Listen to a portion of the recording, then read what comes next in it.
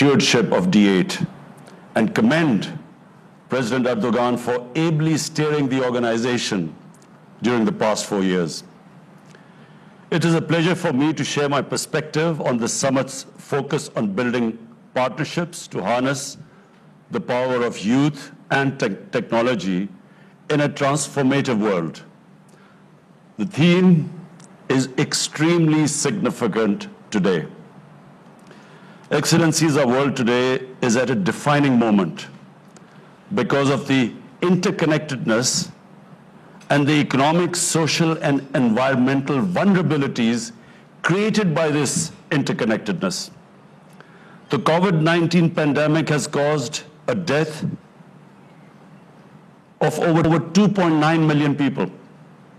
More than 250 million people have become unemployed, have lost their jobs. Trillions of dollars were lost as a result of global economic contraction. The virus has taken a heavy toll on poor countries and poor in all the countries.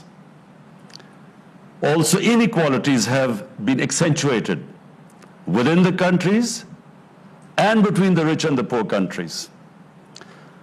The developing countries are faced with the dilemma of not only saving people from the deadly virus, but also saving people from hunger. Today, the world boasts the largest number of young people in history, in human history. Even before the pandemic struck, around 1/5 of the global youth was unemployed and did not have the education and the skills to equip them for the 21st century. We owe our youth to turn this around. We have 550 million young population in D8 countries. Our youth has not only the potential to optimize our opportunities, but also overcome our common challenges. They are entrepreneurs, business innovators, technology pioneers, educators, activists, artists, and journalists. We must create new opportunities for this predominant component of our population. Harnessing technology, promoting innovation, investing in youth education, skills, and training is therefore an urgent imperative. We in Pakistan are pursuing these initiatives through programs such as Kamyab Jawan, Hunarmand Pakistan, Youth Entrepreneurship Scheme, and Digital Pakistan. Excellencies, around 100 years ago, our great poet-philosopher Allama Iqbal, he said that the only thing permanent in this world is change. In a century since the times of Iqbal, the world has changed tremendously. The pace of change has intensified in recent times. The rate of change has become exponential. Information and technology breakthroughs are fast transforming science fiction of yesterday into today's reality. Only 5 years ago, the World Economic Forum had predicted that the fourth industrial revolution will fundamentally alter the way we live, work, and relate to one another. Today, as we meet on this virtual platform, already we can sense the arrival of this revolution. Excellencies, contemporary global challenges of a changing world are a moving target. No single country can address these complexities in isolation. Partnerships are essential. I am happy that in D8 we have a platform to work together for mutual benefit and win-win solutions. In our view, the D8 would do well to pay special attention to the following 3 areas while dealing with a rapidly transforming world. First, as net producers of primary global commodities, the D8 must conceive projects that harness technology for supply-side improvements with a special emphasis on efficiency and productivity. With cost of transportation and communications improving due to innovations, the D8 members must partner to keep pace with the logistics and global supply chains. Secondly, the D8 should brainstorm ideas to insulate its members from disruptions in labor markets due to technology and innovations. As automation substitutes for labor across the world, the labor-intensive economies of D8 face challenges of unemployment and social disruption. Thirdly, the D8 should call for COVID vaccine to be treated as a global public good, ensure equity, affordability, enhance production, and timely supply to save lives. We must push back against vaccine nationalism and undue export restrictions. The global vaccine manufacturing companies must either speed up production or share their technology and expertise with developing countries for adequate vaccine supply.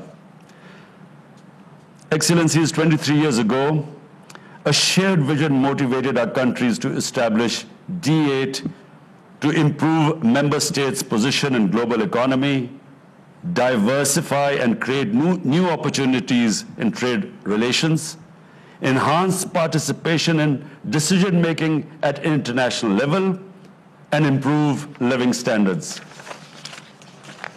Today, D8 is a grouping of over 1 billion people, with a combined GDP of $4 trillion. We possess two essential prerequisites for growth: resources and enterprising people. As part of our endeavors to realize the vision of D8 in these testing times, I propose the following 5-pronged roadmap. 1, we must mobilize financing and resources to recover robustly from the economic and health crisis induced by COVID pandemic. To address the unique economic and financial challenges faced by developing countries as a result of the pandemic, I have already suggested a 5-point plan.